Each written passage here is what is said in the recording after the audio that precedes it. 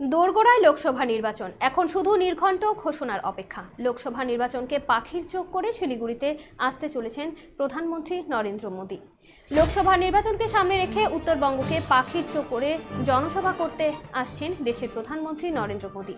দলীয় সূত্রে জানা গেছে, আগামী 9 মার্চ শিলিগুড়ির কাওয়াখালী ময়দানে জনসভা করবেন প্রধানমন্ত্রী। তার আগে সোমবার দুপুরে জনসভার মাঠ পরিদর্শন করলেন বিজেপির জেলা সভাপতি সহ জেলা নেতৃত্বরা। জানা গিয়েছে, ওই দিন বিকেলে জনসভা পৌঁছাবেন প্রধানমন্ত্রী। এদিন বিজেপির জেলা সভাপতি অরুণ মণ্ডল বলেন, উত্তরবঙ্গের নির্বাচনী প্রচারে আসছেন প্রধানমন্ত্রী। এই জনসভা থেকে জলপাইগুড়ি এবং শিলিগুড়ির মানুষকে সম্বোধন করবেন তিনি। এর আগে গত বিধানসভা নির্বাচনের আগে এখানে সভা করে গিয়েছেন প্রধানমন্ত্রী। এবার সেই মাঠেই সভা হবে তার।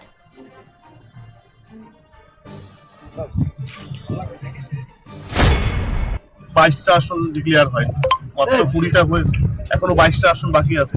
এবং দার্জিলিং সবসময় একটা চমক থাকে। আপনারা দেখুন যে গতবারও আমরা দেখেছি যে নমিনেশনের দুদিন আগে ঘোষণা হয়েছে। আপনার কি চমকের অপেক্ষা নাকি রাজু বিশ্বাসী চান ক্যান্ডিডেট? প্রার্থী যাকে ভারতীয় জনতা পার্টির কেন্দ্রীয় যে নির্বাচন মন্ডলী যাকে প্রার্থী করবেন তিনি আমাদের প্রার্থী।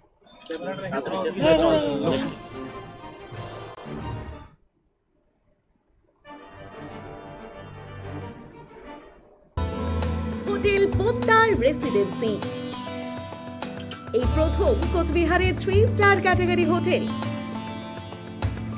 থাকা ও খাওয়ার সুবন্দোবস্ত, সুইমিং পুল, কার পার্কিং, রয়েছে দুই রকমের conference hall, family restaurant, rooftop restaurant.